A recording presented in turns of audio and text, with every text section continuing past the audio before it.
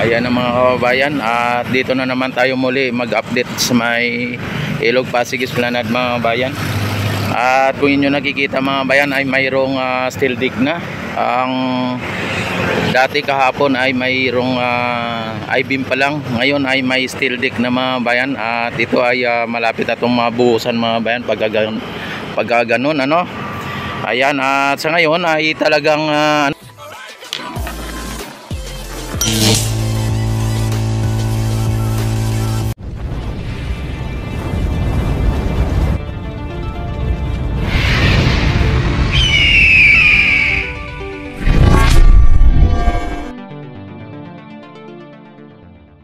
dito mga bayan, ang dito ay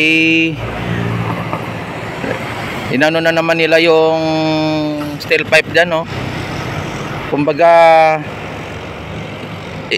inano na nila yung hinukay na nila yung dyan, no? Kasi naano na nila, naibaon na nila yung steel pipe dyan mga bayan, no?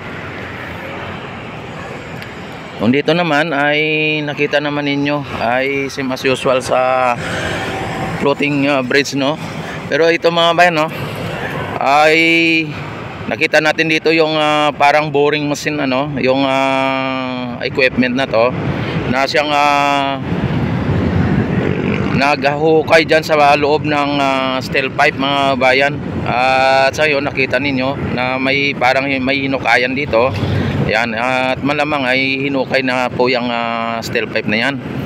At yung isa naman dito, ayan, nakabalandra, no? Pero yung pinaka highlights dito mga bayan, yung ating steel deck mga bayan, ano? At nalagyan na ng steel deck yung I-beam. Ayan, at sa ngayon ay talagang maaga pa, ay talagang ito po ang naging sitwasyon siguro kagabi o kaya kahapon ng hapon na. Ayan, talagang umalis na po tayo, no?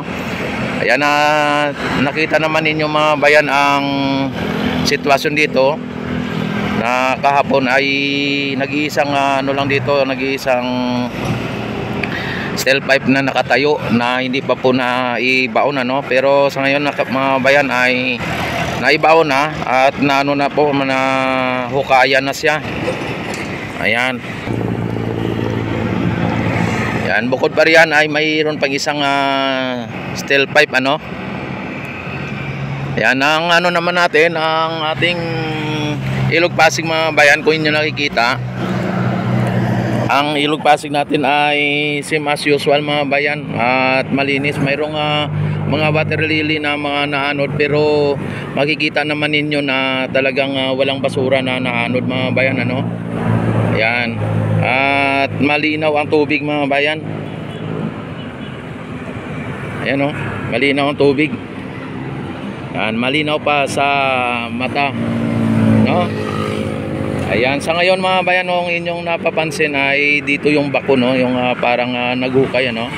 Ayan, at ito ang pinaka ano mga bayan, sitwasyon dito sa may Phase 1A extension, na kung saan ay ginagawa po ng ating mga ano dito, mga worker. Ayan, lipat tayo dito sa kabila at alamin din natin yung ganap dito sa kabila mga bayan.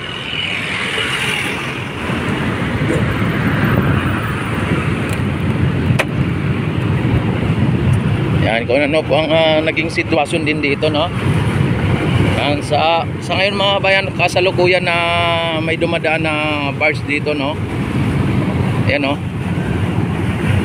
Yan, at napaka ano ngayon, low tide mga bayan, low tide. Ang dito yung kahapon yung sabi nila na pinturahan nila, ito ay naglagay pa lang sila mga bayan ng lagayan nilang ganito, oh. Pero hindi pa napinturahan mga bayan, wala pang pintura. Ayan, at sa ngayon ang ano natin dito, yung ito na naman mga bayan, ay mukhang dinagdagan na naman ulit ng pilote mga bayan. Ayan, no? O hindi, nagano pala, nagdugtong ata sila mga bayan. Dinugtungan yung pilote mga bayan. Siguro yung kahapon ay talagang dinugtungan nila dahil po sa malambot pa yung naabot o hindi pa naabot ng pinakamatigas na bahagi ano.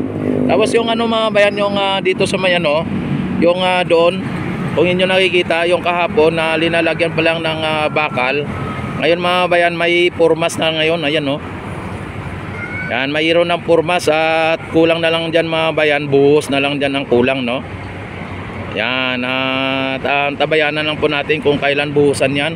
Pero sa palagay ko mga bayan, mga mamaya o kaya bukas ay talagang nabuhusan na po yan.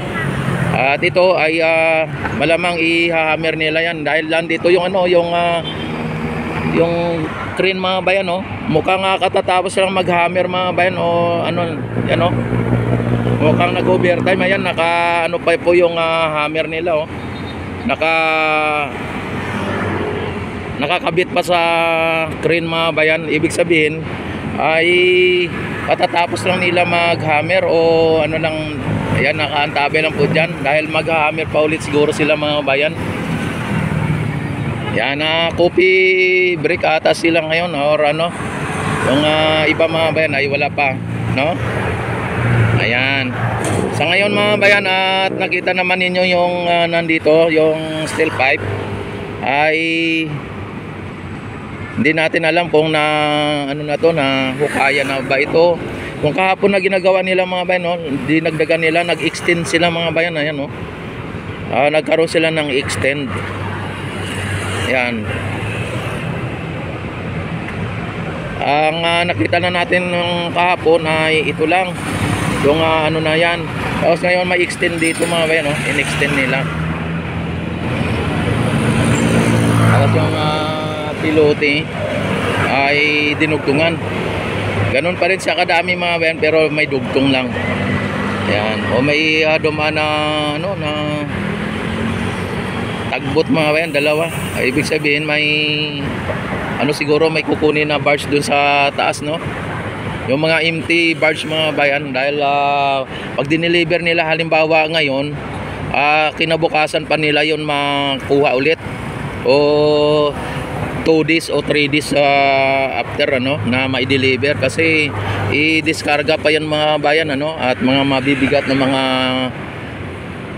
mga produkto ang nasa loob nun, o mga bigas halimbawa, mga bakal, simento, kung ano-ano pa kaya pag deliver nila yan mga babayan ay muna yan sila ng ilang araw Samantala dito sa may Ilog Pasig mga bayan ay mukhang hindi pa nila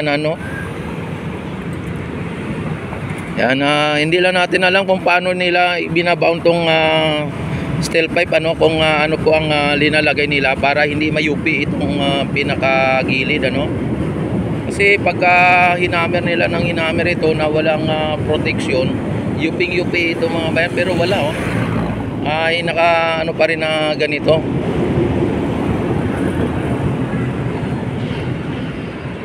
Yan, hindi naman pwedeng hukayan nila muna bago ilagay ito,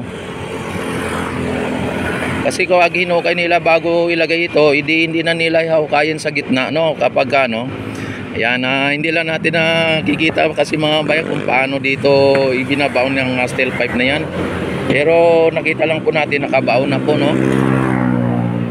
Ayan, yung mga bayan, yung I-beam andun, may mga maliliit na I-beam, may mga malalaki, may mahaba at may maiksi. Yan talagang mga bayan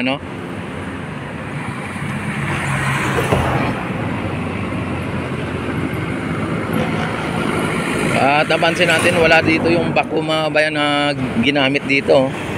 Wala dito. Ayan, yung kaya pala binaba nila yung kanilang parang barracks mga bayan, kasi magpintura sila ng mga steel beam o mga I-beam para kung sakali uulanin ay hindi po masisira yung kanilang kanilang pintura Yan, tapos yung doon sa ilalim ng tulay ng LRT bridge ay nagpipintura din sila doon At medyo safe doon mga bayan.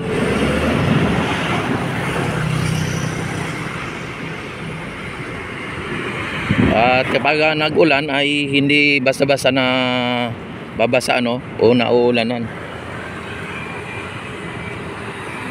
Yan ang dito mga bayan, yung I-beam na lambuhalang I-beam ay dalawa na lang natira mga bayan. Yan at hindi natin na kung ayun na ba yung dalawa na yun o yung kasi dito naabot dito ng 8 ngayon ay dalawa na lang. Yan, baka nailapag na o saan na nailagay yan. At ito po ang pinaka-latest update dito sa may Ilog Pasig mga bayan, dito sa may MacArthur Bridge sa pagitan ng LRT Bridge mga bayan. At dito sa esplanade na ginagawa po ng ating pamahalaan o ng ating gobyerno sa kasalukuyan. Ayan, talagang grabe ang dito mga bayan, ang paggawa nila. Dahil po sa mabilis ang kanilang kilos dito mga bayan. Ayan, at don't forget to like and subscribe my YouTube channel at i-click nyo na rin ang notification bell.